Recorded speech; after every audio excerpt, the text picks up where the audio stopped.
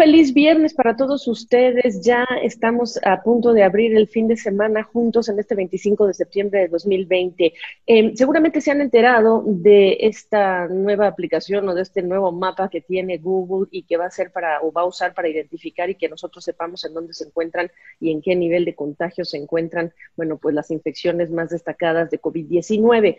Hay otro mapa y ese otro mapa es al que yo quiero llamar su atención en este día viernes porque es un mapa muy importante, es un mapa de una tragedia que está viviendo México desde hace muchos años, pero en particular ha tenido un énfasis este año la lucha de las activistas en relación con esto, que son los feminicidios. Hay cifras preliminares ya en relación con los feminicidios. 3.874 mujeres fueron asesinadas el año pasado. Estas son cifras oficiales, me refiero al INEGI, y dentro de estas cifras, bueno, pues se indica además que este ha sido el peor año, el 2019, para su seguridad. Y llegó la pandemia y el problema es que no solamente en México, pero en México también, pues se están reportando aumentos de mujeres asesinadas. Quien ha estudiado esto y ha hecho una gran labor, porque se trata de trazar ese mapa y de ubicar estos feminicidios y de llevar la cuenta, pues es nuestra invitada el día de hoy, María Salguero. Ella es activista y ella es precisamente la creadora del mapa de feminicidios en México.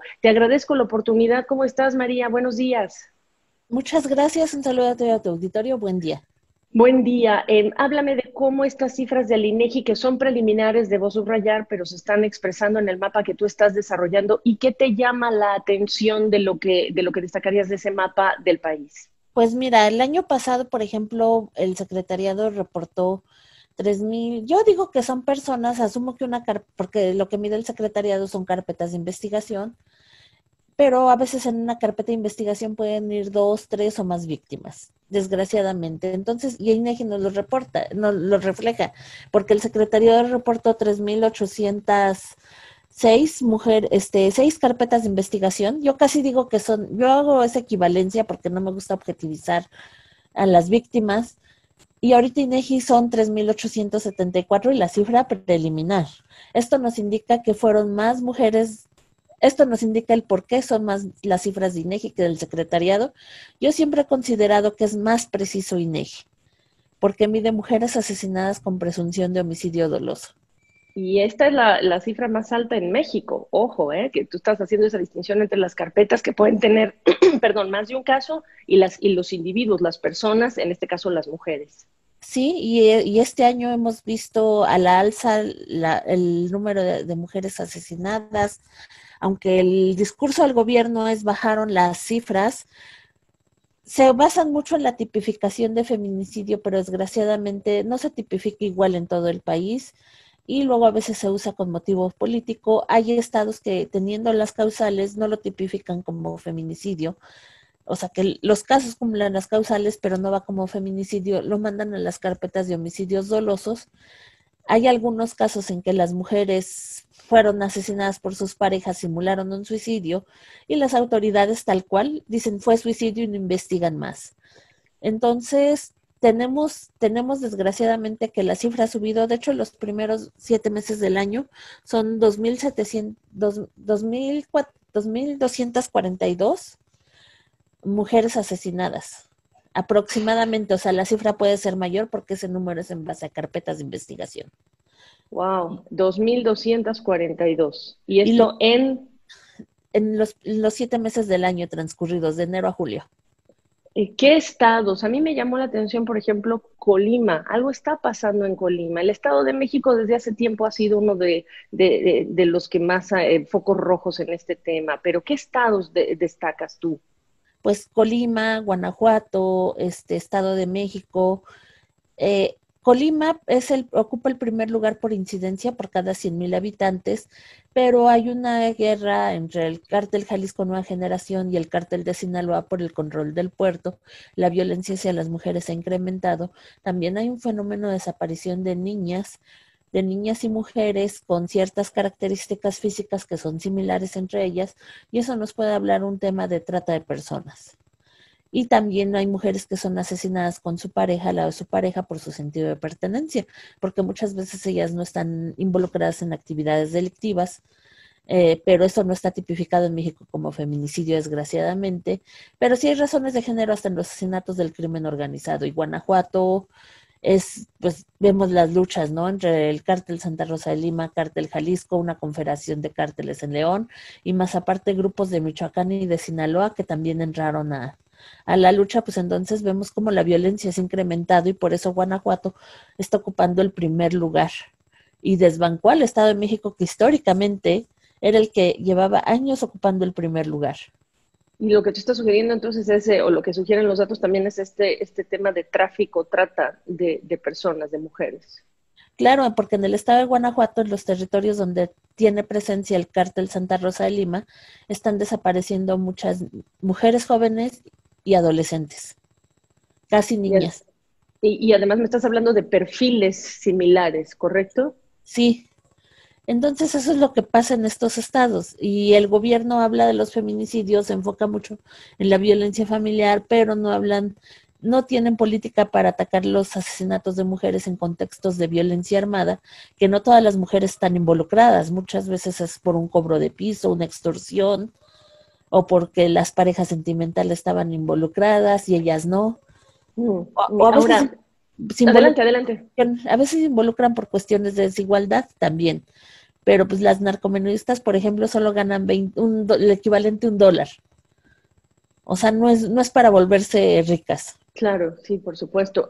Déjame incorporar rápidamente el tema de la pandemia. He estado yo hablando con, digamos, representantes de organizaciones internacionales y la ONU también lo ha marcado, que esta pandemia que está dejando en casa a las mujeres y a las niñas y a los niños en general, está también provocando aumentos en lo que sería violencia hacia las niñas, niños y también hacia las mujeres. Tu mapa también describe esto, cómo se exacerbó cuando comenzó la pandemia y la gente se quedó en casa.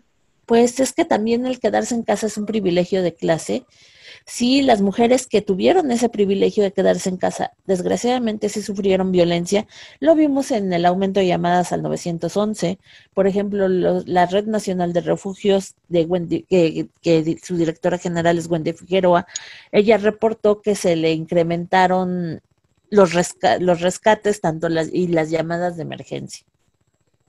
Entonces hay algo ahí de eso. Ahora, hay una especie como de desdén, si me permites el término y lo mencionaste tú, por parte del presidente de este fenómeno, pero no es la primera vez. Yo recuerdo, estuve aquí en México y estaba yo de regreso hacia Atlanta, donde está la sede de CNN, viendo las calles vacías, empresarias, digamos, ejecutivas, mujeres en general, vendedoras de todo tipo, pues dijeron ni una más y se quedaron en casa y bueno, pues un mundo sin mujeres se vería así en el caso de México, pero no ha pasado más que eso por parte del gobierno federal, al menos el presidente en los mensajes que él está enviando, ¿no? ¿Qué piensas? Pues los mensajes son de insensibilidad. De hecho, apenas creo que el viernes en una de las mañaneras saca el periódico Reforma un encabezado y dice 45 masacres. Y Andrés Manuel suelta una risa burlona. O sea, yo me quedé pasmada porque digo, ¿cómo es posible que se burle de las masacres? Aunque dicen que se saca de contexto porque según ataca el periódico, no digo, no hay ninguna justificación. Y lo vemos que las madres han estado afuera de Palacio Nacional, se enfermaron de COVID precisamente, estuvieron en plantón esperando a que el presidente las recibiera. Madres de desaparecidos van a Palacio Nacional a estar afuera en plantón para que el presidente las reciba y no son recibidas. Entonces vemos un desdén del presidente hacia las víctimas. Y Sí. él supuestamente dijo que iba a haber una justicia transicional, que iba a haber paz, que iba a haber justicia y mostró una falsa sensibilidad hacia las víctimas, pero no. Y además estamos hablando de las tomas que se han dado de las instalaciones o las sedes de la Comisión Nacional de Derechos Humanos. En algunos casos, bueno, pues hubo hasta violencia. Pero aquí yo te cuento, he hablado con algunas también defensoras de los derechos de las mujeres. Hay algunas que sí creen que hay, digamos, intereses políticos detrás y hay otras que dicen no, está justificado porque hay un mensaje que no se ha escuchado y que tiene que ser más potente al grado de hacer este tipo de medidas para ver si es que cambia el discurso y la acción del gobierno. ¿Qué opinión te merece? Pues mira, una de las víctimas que tomó la CNDH, su hija fue asesinada, ya casi van a ser 5 años en enero, Pero mira, ha recurrido todas las instancias legales correspondientes, pero ve cómo los feminicidas de su hija siguen llevando su vida normal, tienen buenos trabajos en Pemex, que es la compañía petrolera mexicana, y su hija asesinada y sin justicia. Es más, el Ministerio Público a la fecha no los ha mandado llamar cuando ellos ni siquiera están prófugos. O sea, saben dónde están, saben dónde encontrarlos, están plenamente identificados. Entonces, ¿cómo no quieren que una madre quiera quemar y romperlo todo? Entiendo, entiendo. Y además siempre ese es el otro gran debate, si vale o no la pena romperlo todo. Y digo, a ver, pierdan ustedes a una hija. Oye, también te quiero preguntar, dentro de tu mapa, ¿cuánto estás consignando? ¿Cuántos casos llegan a qué término? Si es que llegan al término, si es que se inician las investigaciones, ¿qué te dice ese mapa? Ay, pues desgraciadamente hay mucha impunidad. O sea, porque no ves que pierden la evidencia, la contaminan, a veces hay procesos que no se abren. Hay una chica que asesinaron en 2017 en Chimalhuacán, la recogió una funeraria, no levantaron la evidencia, la contaminaron y pues no hay forma de consignar a un probable responsable, ¿no? Debido a eso. Pero también hay otro lugar, o sea, el estado de Sonora, por ejemplo, ahorita abrieron 18, bueno, solo pregunté la de feminicidio, se abrieron 18 carpetas de investigación por feminicidio, es que apenas me regresaron la respuesta, de las cuales 12 ya fueron sentenciados. O sea, esto es apenas en lo que va del año. 3 se evadieron la acción de la justicia al suicidarse y quedan 3 por consignar. O sea, pero estamos hablando de que de 18 casos ya resolvieron, ya, bueno, solamente quedan 3 casos pendientes porque están trabajando con juicios abreviados. En el momento en que aprenden al agresor, negocian con él el juicio abreviado porque tienen material probatorio contundente, el juez se los acepta, ellos aceptan irse por juicio abreviado y son sentenciados en 4 días, 5 días. O sea, pero es muy poco el tiempo, pero eso a la vez permite que los ministerios públicos se liberen de carga de trabajo e investiguen los delitos donde no tienen a un presunto responsable identificado. O sea, mal administrada la justicia por procesos y por querer hacer más un número que por querer desahogar el caso de una No, madre pero afectada por en algo Sonora sí además. están logrando eso. En ¿Sí? 4 días ya sentenciado y reciben condenas largas. Entonces, ¿qué dentro del mapa tú dices, estos son los estados en donde mal que bien están funcionando las cosas? ¿Dices Sonora? Ajá, Chihuahua también trabaja bien en su fiscalía. Por ejemplo, también, aunque ellos se tardan un poquito más, ellos los hacen por procedimiento normal. También, por ejemplo, hay acciones locales. La alcaldesa de Escobedo les dio a las mujeres que sufren violencia una pulsera que está conectada al C5. Ellas nada más aprietan un botón si la están agrediendo y llega la policía inmediatamente. Son consignados a un juez cívico, pero debería ser un juez penal. Pero bueno, es un esfuerzo local, municipal. Y por ejemplo, en Zacatecas, la Secretaría de las Mujeres, Adriana Rivero Garza, con dinero de las alertas, ha capacitado a policías, ministerios públicos y fiscales en investigación con perspectiva de género. Wow. Bueno, pues entonces algunos avances estás detectando en ese sentido, ¿no? En lo que es Pero este mapa. son muy Mínimos. locales y Ujú. no vienen desde la federación. Sí, que esa es la gran tragedia, el mensaje y el tipo de soluciones. ¿Qué estarías esperando tú que ocurra de aquí al cierre de año si es que no se hace nada más a nivel federal? ¿Y qué debería estarse haciendo a nivel federal? Incluso en su comparecencia ante el Congreso, la secretaria de Gobernación, Olga Sánchez Cordero, se dijo feminista y la protección de las mujeres. Claro, y tú tienes una secretaria de Gobernación que dice esto ante el Congreso como su mensaje y en la práctica, ¿qué estás viendo, María? Pues es que ella sí es feminista, de hecho ella fue de las que participó en la sentencia Mariana Lima Buendía, que cuando fue ministra en la Suprema Corte, o sea, también apoyó, estuvo, bueno, fue en la despenalización del aborto en Ciudad de México, también fue Sí. de las que participó y dices, tenemos varias feministas destacadas, pero no vemos avances. A veces yo siento que el presidente, debido a su machismo, no entiende el problema o que no entiende que la violencia hacia las mujeres es una violencia muy específica que necesita tratarse aparte, no con la violencia generalizada.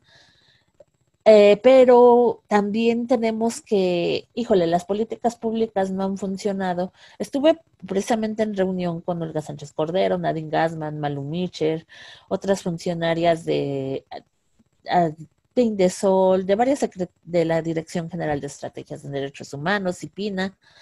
Perdón, solamente para la audiencia internacional, bueno, pues son de lo que es este gabinete del gobierno federal, en la Secretaría de Ajá, Gobernación y otras autoridades que están dedicadas a este tipo de tareas. Adelante. sí, entonces el problema es de que, bueno, estuve reunida con estas personas de gobernación y otras instancias de mujeres, y el problema es de que parecía que les hablaba de algo nuevo cuando les estaba hablando de feminicidios y crimen organizado. Y también de violencia comunitaria, porque trate las dos violencias. Claro, la familiar sigue existiendo y debe de dársele todo el apoyo a las mujeres, pero parece que no ven la violencia por el crimen organizado, ni los impactos del crecimiento del consumo de drogas en los territorios. Mm. Esto es muy importante porque una de las cosas que siempre se dice a nivel internacional es cortar, digamos, que los mecanismos para hacer dinero del financiamiento del crimen organizado. Entonces ahí estarías hablando de la unidad especializada en todo lo que son estos delitos, ¿no? Financieros. Eh, ¿Cuánto de tu mapa está distribuido o es conocido dentro del gobierno federal para que cambien las cosas, María? Lo conocen bien, hasta lo han usado, también lo usan en Guardia Nacional, pero parece que no saben aplicar lo que ven ahí, porque digo que cuando estuve con ellas parecía que no entendían lo que se hablaba. Les decía cómo el crimen organizado coopta a las niñas para que sean halconas, sicarias. También he visto como justamente durante el confinamiento varios cuerpos de mujeres que usaron sus cuerpos para mandar mensajes a los rivales, o sea, mujeres violadas en estos lugares donde hay presencia de criminales, pero son niñas y mujeres que no denuncian porque sabe, tienen miedo a denunciar. Claro. Sí, Saben sí. quiénes son sus agresores y las pueden matar si denuncian. Una denuncia la hizo Hipólito Mora, un comunitario, uno de las guardias comunitarias en Michoacán. Fíjate, fíjate. Pues nada, simplemente nuestro agradecimiento como mujeres, por supuesto, que aunque no nos sentimos expuestas, sí nos sentimos expuestas y los que tenemos hijos y familia y hermanas y abuelas, pues sabemos lo que hay allá afuera y es un riesgo enorme para todas, pero nuestro agradecimiento siempre por tu esfuerzo, porque ha sido un esfuerzo enorme mantener este mapa y nada más para que la gente entienda, ¿cuánto te ha costado conseguir esta información? Pues mucho tiempo, ¿Cuántos años? desde 2016. Desde 2016 y actualizarlo, la facilidad o dificultad con la que consigues los datos. Pues son de prensa, pero también lo cruzo con comunicados de las fiscalías y fiscalías y procuradurías locales. ¿Y dedicas cuánto tiempo a esto, María? Pues 3, 4 horas. Ahorita no le he podido dedicar porque ando muy, ando muy saturada.